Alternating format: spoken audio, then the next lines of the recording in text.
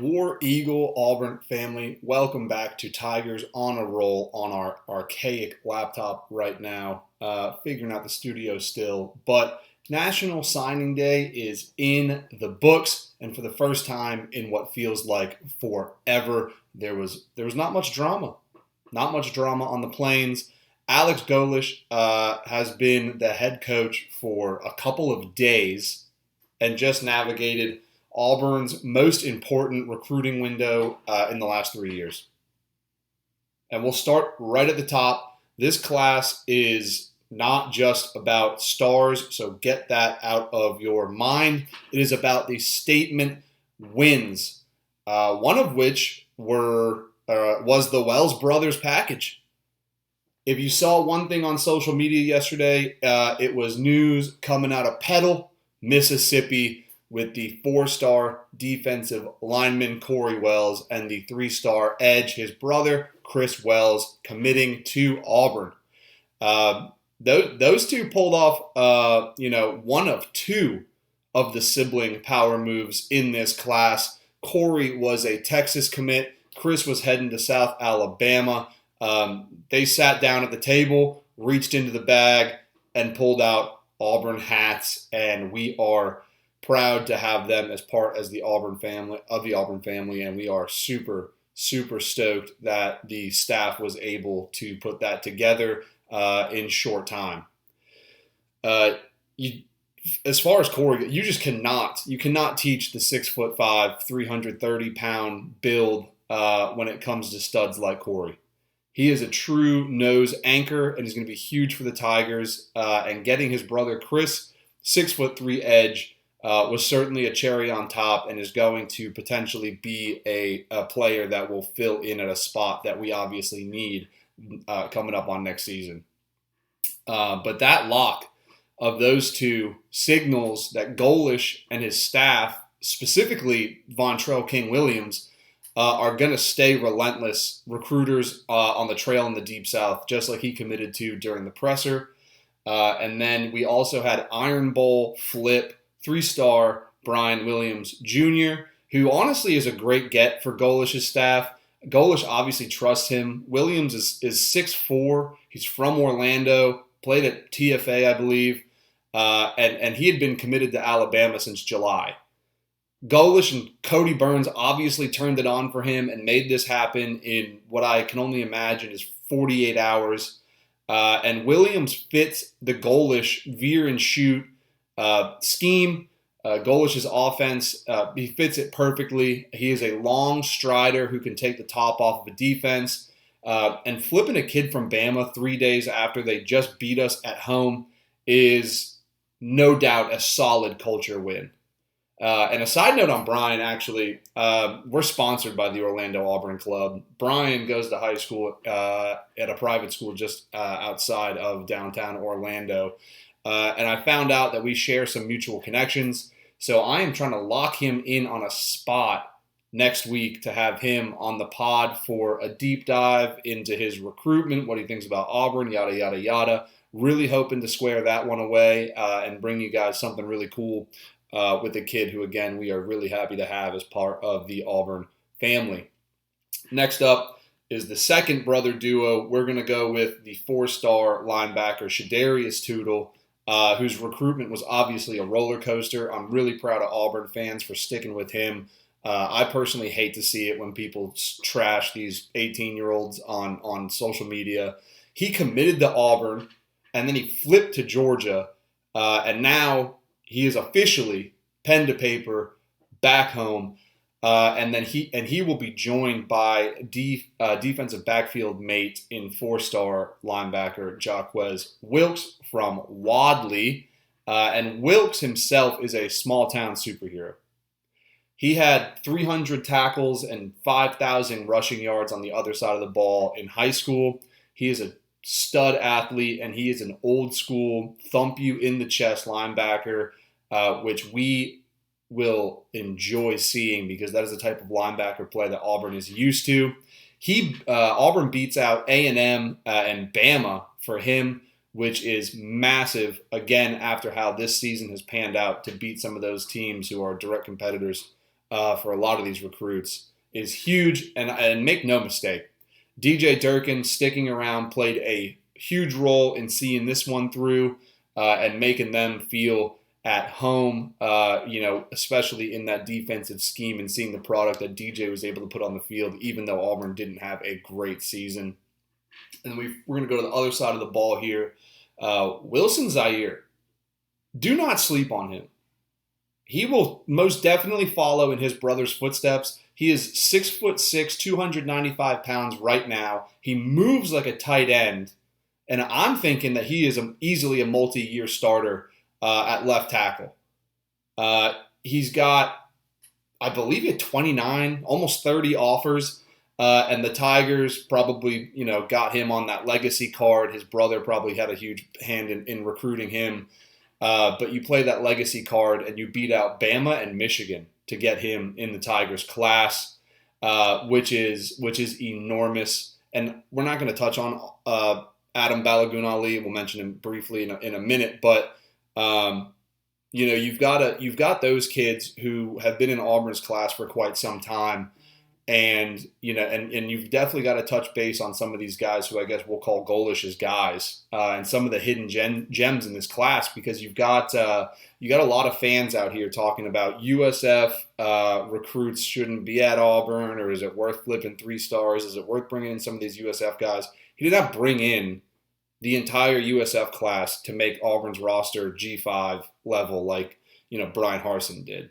These guys are hidden gems, and when a new coach comes in, you usually see a wave of players follow him from the old school, the class that he was currently recruiting and whatnot, and that's what happened here.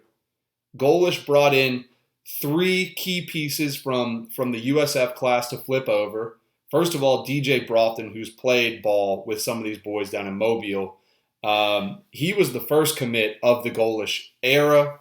And then you've got 3-star QB Reese Brush. Please pronounce his name right. His name is Reese, not Rise, not Rice, not something else. I've heard so much stuff covering these guys. Reese Brush, he's certainly a project. But he knows the system, and Golesh has obviously evaled him to be able to play in the veer and shoot. And in this offense, you need a QB room that understands tempo and can execute on the routes that the wide receivers will end up running, and a kid that will stay composed, given the tempo and then the options that'll be thrown out on the field for him. And there was some chatter recently. People started looking at his film. I mean, don't be fooled by his build. He's got a frame that he can bulk up on, and he already has solid arm talent for a 3-star, but a 3-star with his physique that he has right now. Don't expect a huge splash early on, but as a development guy, I'm confident in saying that the ball is safe in his hands. And again, bringing in a guy like Reese that's just good. That's just good eval, and it's a good building block to have down the road as you develop these guys, with Golesh's staff. And another kid who I think is going to be really important is the 3-star McCall Lundy Foster. Big body, Florida ball, is used to elite play. He adds depth in the trenches. Boston College wanted him really bad, and obviously USF was vying for him late. He likes playing with Golesh. He likes Golesh. He likes what that offense is about, and he likes the mentality. And I think that he will be a really nice addition to the line, and will come into form. He should definitely come into form. He has the ability to move people around, and that frame and weight is borderline elite for an interior guy. So don't be disappointed with that. I think that's a great get out of USF's class, and we appreciate him being here. But one of the biggest names that we saw sign with the Tigers yesterday was Deshaun Spencer.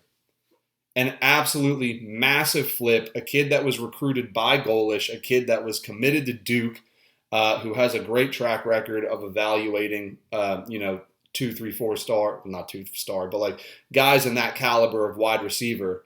and we stole him. We stole him from Duke, and he is from Saraland, so he is staying home. If you do not know, Saraland is the same program that produced Ryan Williams, and of course some other folks that have made their name in the SEC and in football in the Deep South, which is great. And you get kids from programs like that, like Central, who come.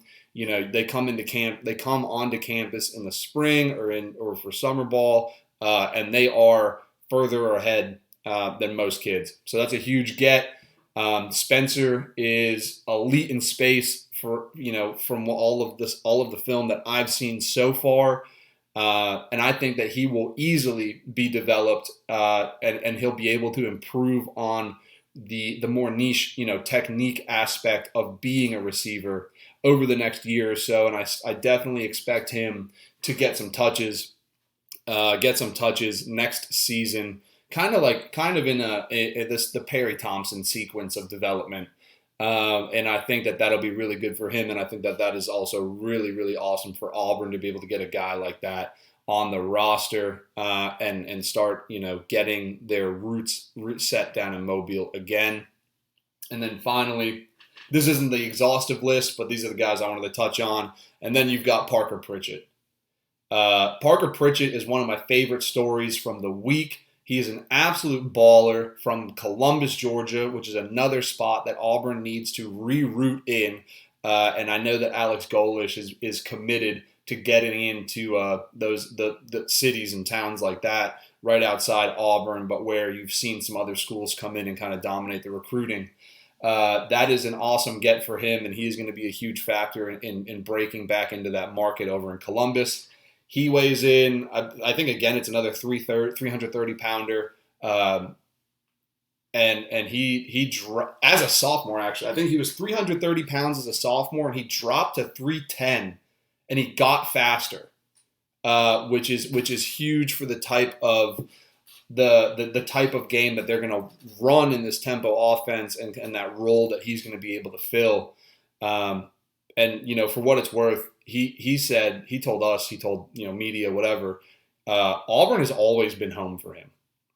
And you build championship cultures with guys who want to be at Auburn, which I'll touch on briefly later on, about kind of selling that culture, selling the brand.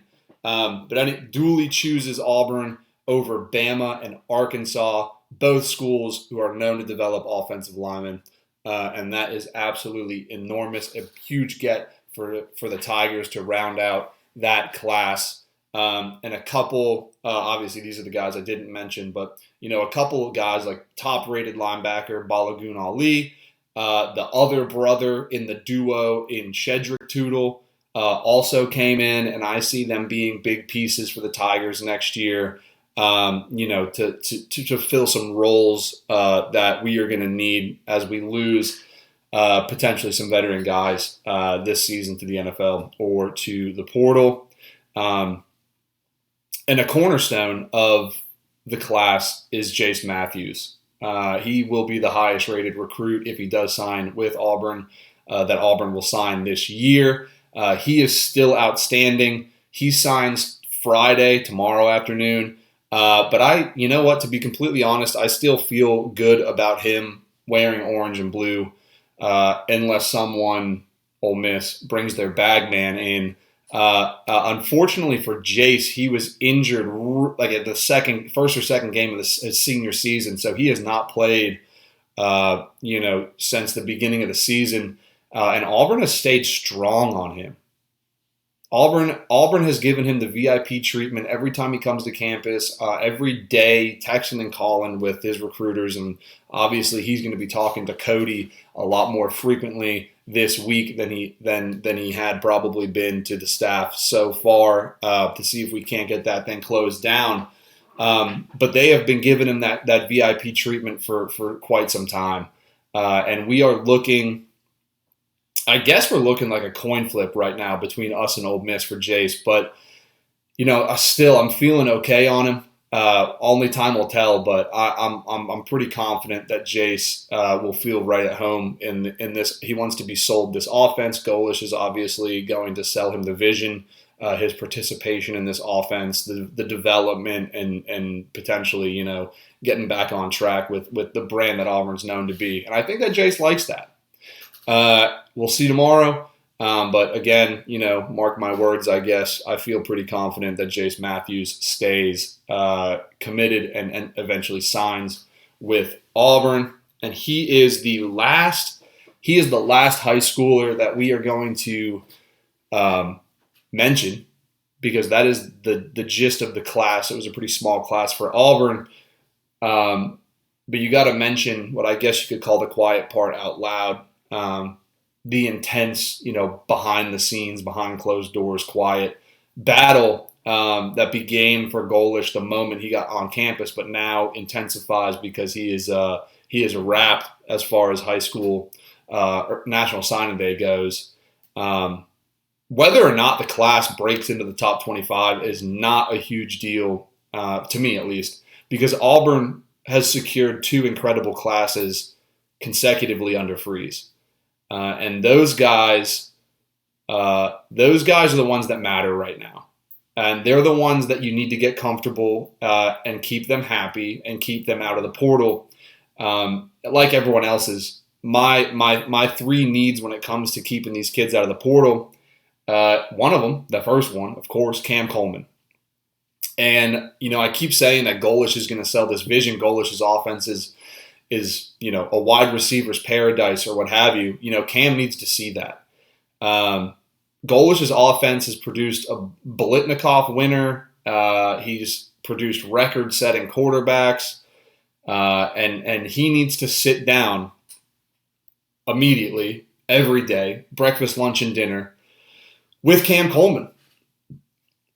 And they need to strike that. They need to get that all hashed out, yesterday. He needs to show Cam how Cam can prosper as a focal point in this offense, and Cam needs to buy into that. Because if Cam stays and all things go as planned, Cam can put up 1,200 yards next season in his money year, and he sits pretty. If he can stay healthy, he sits pretty for a first day pick potentially. Which I think he expects, his family expects, and I think this staff obviously expects him, and not that it matters much, but the fans expect it too. We've expected a lot, but that's one of the things where you keep seeing flashes of it, and you're right on top of it, and you absolutely have the opportunity to see that come to fruition next season. The second guy who I think is ultimately one of the most important pieces to keep on this team from a performance aspect, but also a culture aspect, is Debo Atkins. Debo basically already, verbally committed to staying out of the portal. He's one of the guys that can bring these young, DBs and linebackers up that we got in this class and help them progress rapidly going into the next season, and obviously spend the next season here with them. He's a big one. He's a big one, and when you go so heavy in the defensive backfield and the linebackers and whatnot, even when you get some D linemen up there, a guy with that energy and the want to play for Auburn is something that you get all of those guys in the same room talking regularly, and see if that mentality rubs off on him. And that's more of a unified. That's a more of a unified vision for these folks. And you get into the third one here, and the third one's the QB room, which is obviously the one that you always see the competitions in. I think eventually during the season you see unity, but right now as it sits, this is the biggest one, and this is the one that comes down to kind of like an adversarial competition to see who stays, who goes, who comes, who sits, who plays. The question right now, honestly, is does Golesh bring in Byron Brown? He just threw for 4,000 yards in Golesh's system. And to be completely honest, sure, the guy's a baller at UCF, but I don't think he comes to Auburn. I don't think he comes to Auburn because you have a longer tenure in Deuce, and Nine's skill set can have an even higher ceiling than Byron Brown had last year at USF. There's no question about that. the pace of the offense is hard to master, but if anyone can do it, Deuce can do it. And honestly, as an Auburn fan, like I think you should rest assured, if Knight does leave, and Byron Brown comes in, you have a shot at a very successful season with him too. But I don't think that this coaching staff is dumb enough to pit the two of them against each other and potentially lose out on, what I believe. I think Cam Coleman might be our highest rated recruit, but I think Deuce Knight was our highest rated quarterback recruit ever, outside of maybe Jason Campbell or what have you. But that's just kind of how that goes. That's the nature of the business when it comes to quarterbacks, and we'll see what Golesh ends up doing with it. But I don't think we see Byron Brown in an Auburn uniform, and if we do, I don't think we see Deuce in one. But I think that they'd prefer to have Deuce Knight turn into what Byron Brown turned into than take the risk of bringing Byron up and playing an SEC schedule after he balled out on UCF's American schedule. I don't think they'll take that risk, and I don't think they'll take that risk with a lot of players. Which in January you've got to figure out what you do need to take flyers on, and which ones you need to invest in, and I think when we take a look at the portal needs as the window gets closer, I expect them to be tight ends, which again is one of those rooms that you just need to fill with quality players that we just have been lacking on recently. I think you probably bring in some DBs, a DB even, with some veteran experience, and then you bolster both the D and the O lines with veteran experience like we did going into the 2025 season. But definitely I expect a lot of money to stay on the current roster for guys like Cam and Deuce. And then, that money, I think, is all earmarked for portal-wise to fill real needs really quickly. Not necessarily guys that are going to come in and compete, but guys that are proven. And I think, ultimately by the end of January, you see a pretty small class, but you also see a lot of the guys on the current roster retained. It's been a rough ride under Freeze, but, this Hall does not have a rebuild feel. It's definitely a reload class. And Alex Golesh, to his credit, proved that in 72 hours he can sell Auburn, and he can sell his philosophy to talented players that I think can come to the Plains and make a difference, if they buy in. When you beat Bama and Georgia and A&M and Michigan for recruits, it's a great start for Golesh in this new era for Auburn football. And now, all you got to see is you got to get them coached up. You can take a 3-star and have them compete with all the 5-stars. There's no question about that. For all of you that don't know, the star rating is a prediction on how good they're going to be in the pros. It is not necessarily a end-all, be-all on, their skill in college. Obviously, that translates. They work. That's like a collaborative effort. But the star rating is their ability to get drafted. So you can take a 3-star gem and turn them into a 4-star, 5-star stat having kind of guy over a few seasons before they ultimately do, go to the draft or go play in the CFL or whatever. One of Auburn's best wide receiver recruits of all time, in Duke Williams, obviously had his struggles at Auburn, but went and I'm almost positive as of like last year or 2 years ago, he was still playing in the CFL. So, that's just how it is, and that's kind of where Auburn is right now.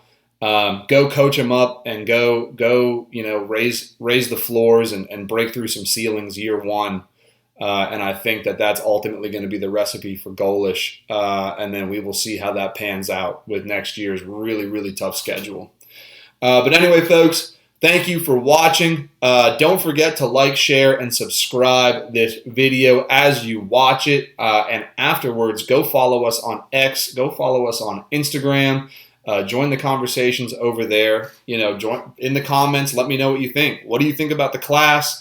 Did it live up to your expectations? Who do you like most? What does Auburn need in the portal? Let me know. And until next time, War Eagle and I will see you.